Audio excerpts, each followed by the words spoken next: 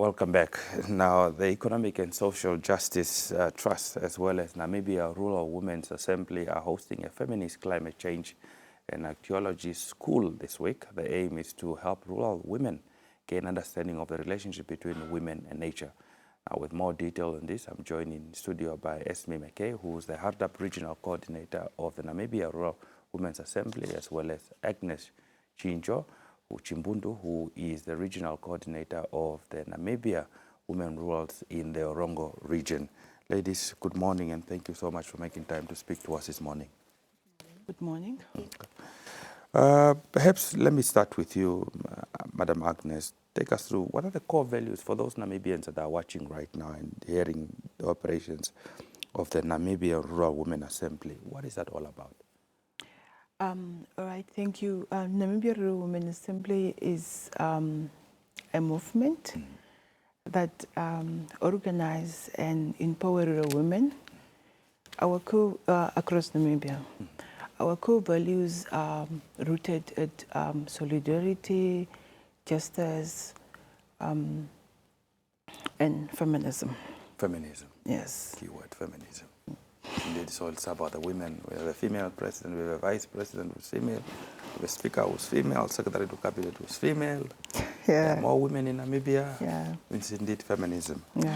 Okay. So we are committed to amplifying the voices of the rural women, and we advocate for land rights, food sovereignty, and political participation within the rural communities. Within the rural communities. Yes. Okay.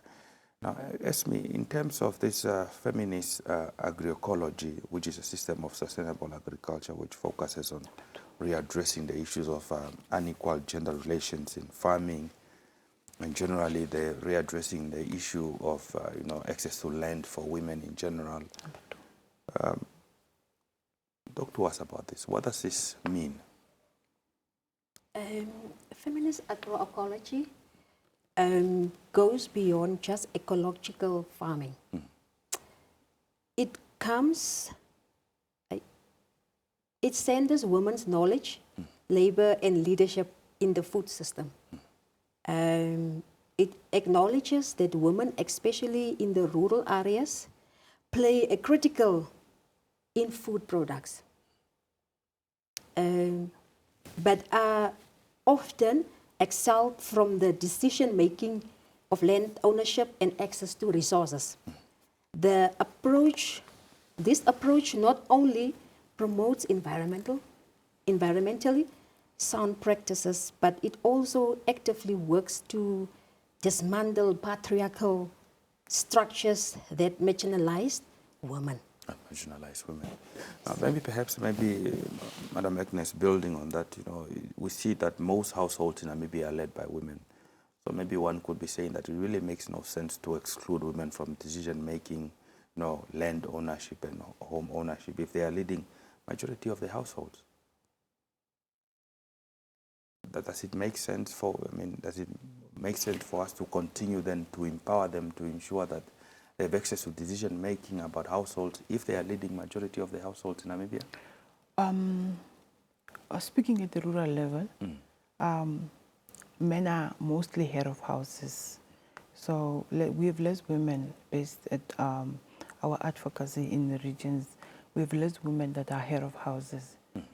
So I think there's a need for us to still advocate for that, because I'm speaking at the rural level, and majority of the women that we have are not head of house.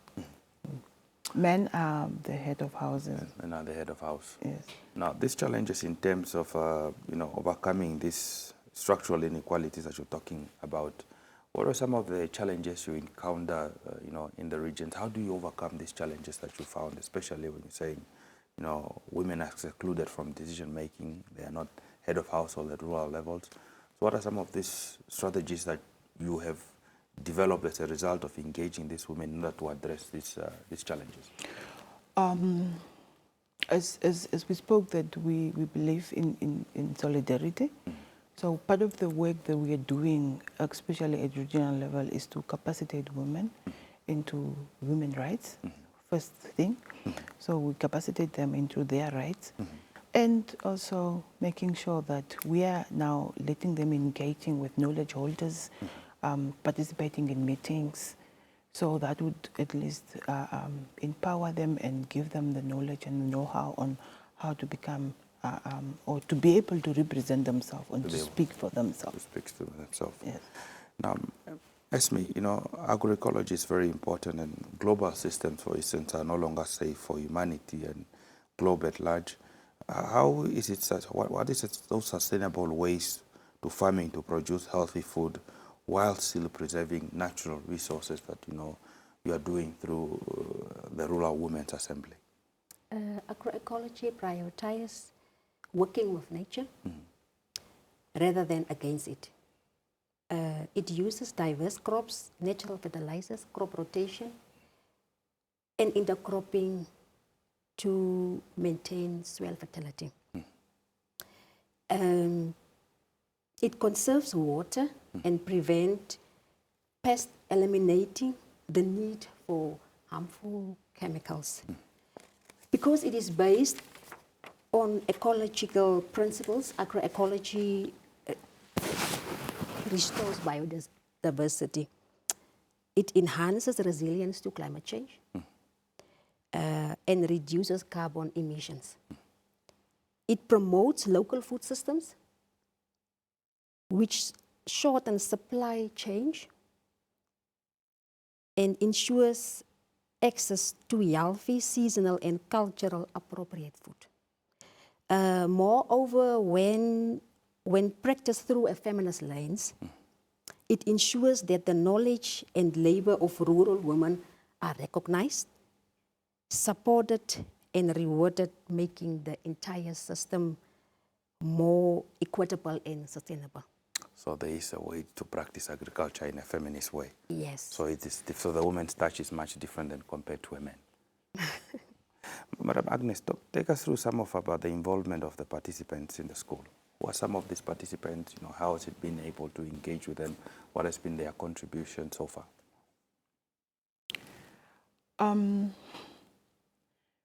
Honestly speaking, we really had, we're not done with our school. We are still proceeding. For the past 2 days that we had been going through with this knowledge holders. So our school is more engaging knowledge holders still. Part of the school, we have young women, so who are rural women farmers. We have seed savers within our school also as part of our participants.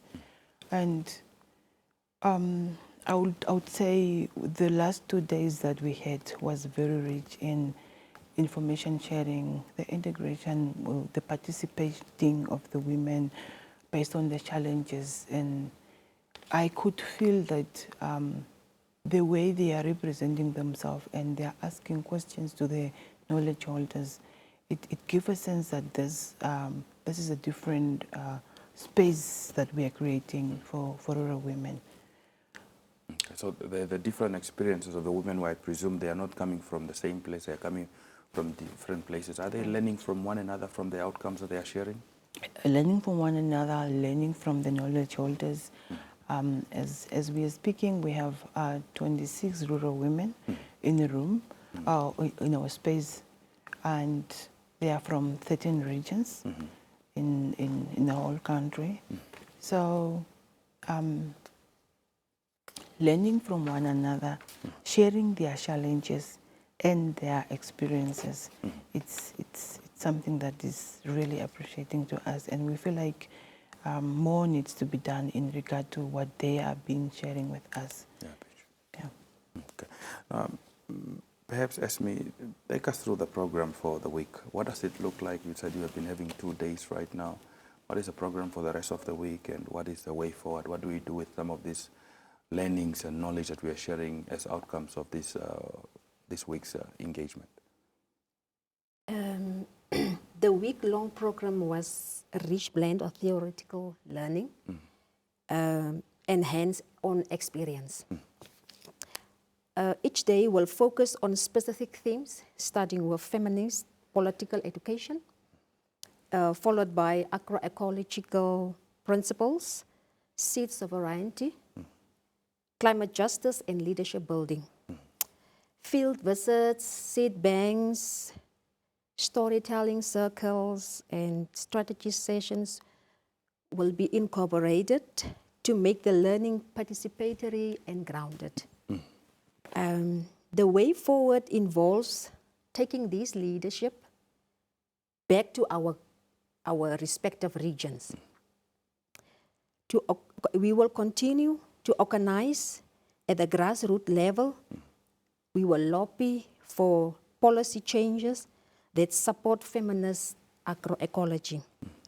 We will also build on networks of seed guardians, agroecologically champions, and rural women leaders who will take this movement nationally and regionally. So the aim is not to stop here, it's to expand, train other women so that they can also be able to train others in the region. Yes. Now, as we conclude, what is next for the Namibia Rural Women's Assembly? Is this the end? Do we anticipate another workshop for more women in this year, or do we only see something next year? We are looking at trying to make sure that perhaps if we get more resources, we would be able to host another school towards the end of this year. Reason being is that when we were setting up our program, I think we have overpacked our program, and we did not give more time to our presenters to be able to present and to explore more. And even our members did not get more time to explore in our presenters. So hence we feel like given that we get some sponsorship, donors, other stakeholders that are coming on, that could come on board to join us or to work with us in making sure that we can host a school again towards the end of this year. That will bring not the same group, but another group again, also from the region. Towards the end of this workshop, we will also work on through our demands. We will work on a manifesto that would be a Rural Women Assembly manifesto that we'll be able to publish and to share our demands with relevant stakeholders that would need to address or look into our demands and see how change can come within, and just looking into our demands or the demands that the women are bringing on board. Indeed. Well, Madam Agnes Chimbundu, as well as Esmey Mckay, thank you so much for making time to speak to us. And indeed, when they say when you empower a woman, you empower the whole nation indeed. And we wish you all the best in terms of this agroecology school that is running this week. Thank you. Okay. That was Agnes Chimbundu, who is the regional coordinator, as well as Esmey Mckay, who is the Hardap regional coordinator, both for the Namibian Rural Women Assembly, talking to us about the fact that there is a feminist climate change and agroecology school that is taking place, that is in conjunction with the Economic and Social Justice, as well as Namibia Rural Women's Assembly. They indicate that areas to be covered include issues such as climate justice, field visits, agroecology, political education, agrarian studies, to ensure that the participants do understand. There are approximately 26 participants from 13 regions who are participating and are looking forward to getting hands-on experience. They also indicated that they hope to have a rural women's manifesto who they will be addressing to relevant authorities to ensure that their issues are handled.